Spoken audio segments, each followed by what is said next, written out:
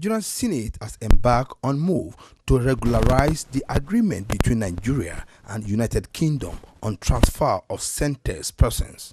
The move was sequel to a motion sponsored by the Deputy Senate President, Ike Ekwuremadu. To this end, the Senate has mandated its Committee on Judiciary, Foreign Affairs to invite Attorney General of the Federation to shed light on the issue of prisoners' transfer. The agreement between Nigeria and the government of United Kingdom on the transfer of sentenced persons is said to have violated the basic tenet of the fundamental human right.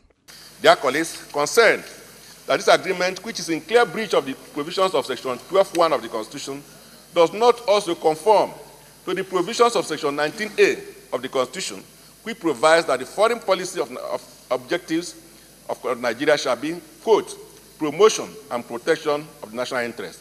Whether this agreement is in promotion and protection of national interests of Nigerians is for us to consider. I must also point at this time, distinct colleagues, that Nigeria have been signing a lot of mutual legal assistance in criminal matters with so many countries, which has not been domesticated. And this is capable of putting Nigerians in jeopardy. So we regret that the issue of consent of the prisoner is akin to the fundamental human rights as provided by the Constitution. Therefore, where a prisoner's right to consent is taken away, as in the nature of this agreement, the agreement is said to have violated the basic tenets of fundamental human rights. Nigeria and the government of United Kingdom entered into agreement in 2014 for the transfer of sentenced persons in both countries. And based on this agreement, the Senate is concerned that the government of UK has commenced the return of several prisoners to Nigeria.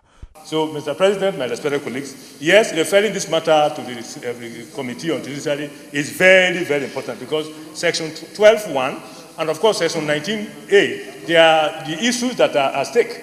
So, I'm a member of the Judiciary Committee, and I'm glad to know that Lidani is also a member of the committee. Let us look at all these issues and then try to also mount pressure on the executive through the office of the Honorable Attorney General and Minister of Justice to bring all the things that they have entered into from 2007 and even beyond 2007 to the National Assembly, for the National Assembly to look at them holistically and then ratify them. I think it is a good motion. In the view of constitutional provision of Section 12, which provide that no treaty between the Federation and any other country shall have the force of law except such treaty has been enacted into law by the National Assembly. The Senate also directed the Committee on Judiciary and Foreign Affairs to invite Controller General of Nigerian Prison Service to brief on the level of involvement and compliance. In his remark, the Senate President Bukola Saraki stated that all constitutional and legal requirements should be fully complied with, urging its Committee on Judiciary and Foreign Affairs to fast-track the report and conclude in a month's time to enable the Senate to determine the further course of the action. Observe the issues that we need to ensure that all the constitutional and legal requirements are fully complied with. And in order to do that, I will ensure, please, the Committee on Judiciary, please, to ensure that we do not dilly-dally and waste time with this. We must try and respect the 1 month we've given to come back to us in due time with a report on the different prayers because of the extra prayers we have taken to hold those action on receiving prisoners. So we do 1 month. We must get a report back on this so that we can take a final position, because at the moment now we are holding all until that is addressed. The Senate also, through the motion, requested an update on status of ratification of all treaties from 1999 to 2017. From National Assembly Complex, Abuja, Muyiwa Bamdeli reporting.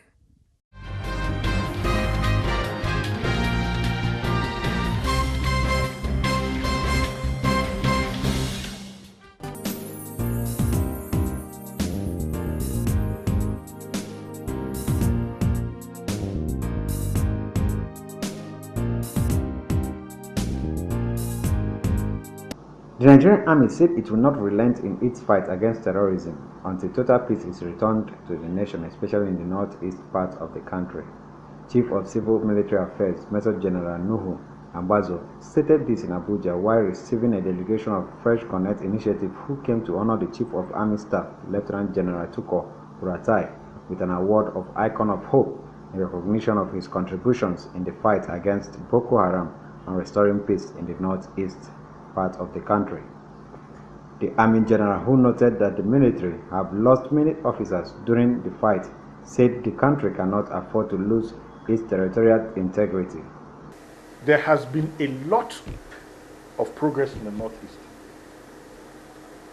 Right now, as we speak, the center of gravity of the terrorists has been completely disseminated. They are only in pockets, and you can know it by what they are reacting, how they are reacting now.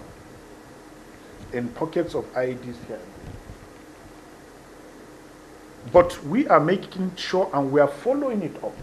We are also re-strategizing to ensure that even issues having to do with the use of suicide bombers will be a thing of the past very shortly. Because we are making sure that we are increasing our intelligence gathering mechanism. We've lost quite a number. We've lost them, but it was done in good faith to ensure that our territorial integrity is intact.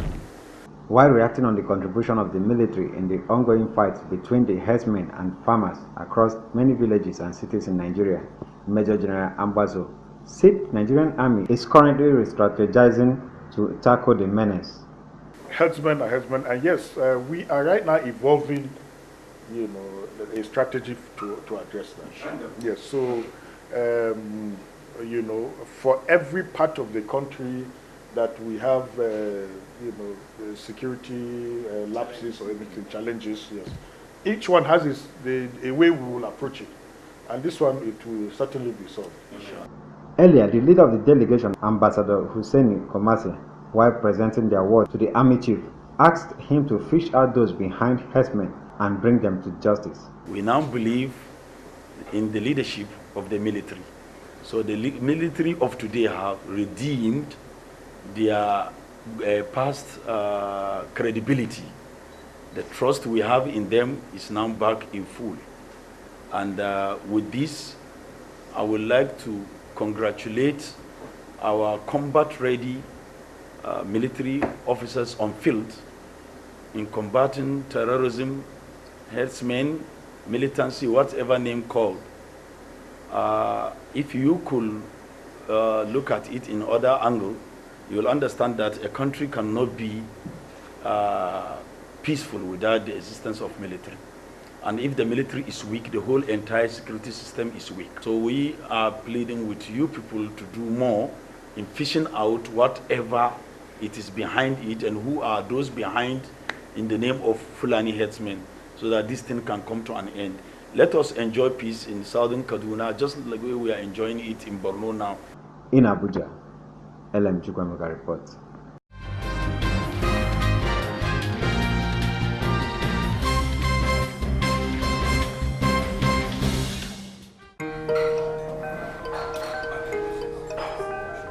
Hi, Mike. Babe, it's been over 12 hours. Are you done thinking about it? Is he yes? Convince me. I know how much confidence style mean to you. Let me take you somewhere. What's that? A superior leading international hospitality chain in the heart of Africa. And? They offer very distinct services. Their meeting halls and all their hotels offer conference solutions that can help plan a perfect function for any occasion. They feature outdoor catering and provide services for any size event. Keep going. You got me thinking now. The beauty, the decor, and the views. It's the hotel experience you always dreamed of. They have up-to-date entertainment and a variety served at the fast food restaurant and snack bar. Oh, and don't even get me started on the garden bar or the nightclub. You would have everything you need within your reach without having to go out. Wow. So what if I want to... Cook?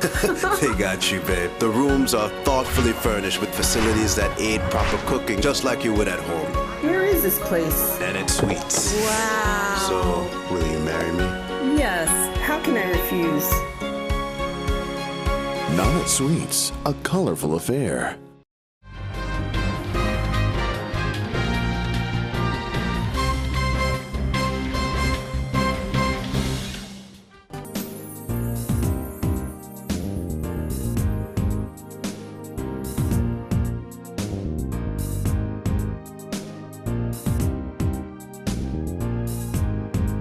The Senate has suspended the passage of conference report on Nigerian Peace Corps bill over the allegation of fraud in the recruitment exercise by the organization, which is being prosecuted in the law court.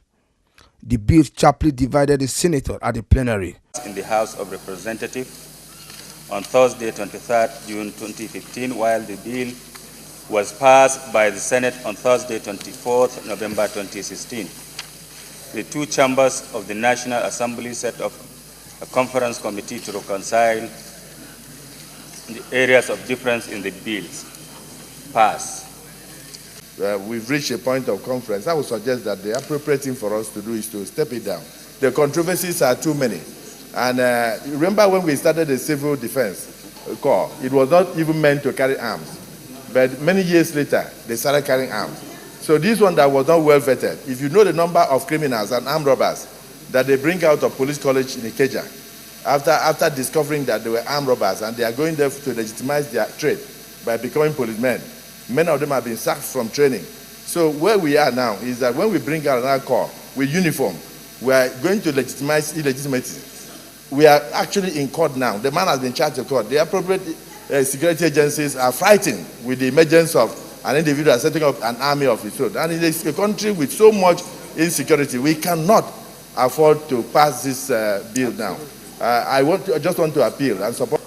You have over 40 million or 60 million Nigerian youths that are unemployed. Mr. President, sir, and distinguished colleagues, we have youths that have gone into drug abuses here and there. There are students or youths that have left secondary school for university for over 10 years without a job. And if they can give themselves to be volunteered so that they can now bring about peace and nation building, and all they wanted was to have a legal backing, it is left for us now to pass this bill, allow the executive to either accept it or reject it. I think the issue that the fact is in court should not be an issue for us. I think secondly, we have to look at the relationship also with those in the Green Chamber. So I think with all that, but at the same time, there are issues here. And there's no doubt about that. So I think we should go with earlier suggestion, my own, which if I will agree, I'll put the question, that no, we're not going to step it down because of the court. We are going to consider the relationship with the other chamber and also some of the issues raised here and allow the chairman of judiciary to look into some of these issues and then come back to us, and hopefully at that time some of these issues that we're talking about will have been addressed, and then by that time then we can be able to move ahead. Both Senate and the House of Representatives have separately passed the bill before the harmonization of its provision. From National Assembly Complex, Abuja, Muyiwa Bamdele reporting.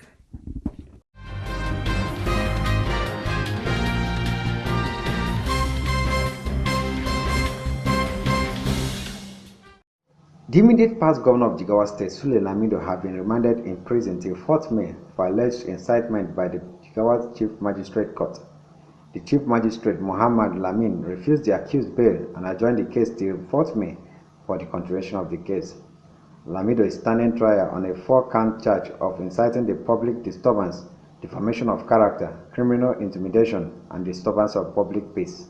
The offense, according to the Prosecution Council, contravenes Section 114 and 394 of the Penal Code. His counsel, Yakubu Rubat, said the offense were bailable and wondered why the court did not grant the accused bail. The former governor was picked up at his residence on Sunday morning by policemen.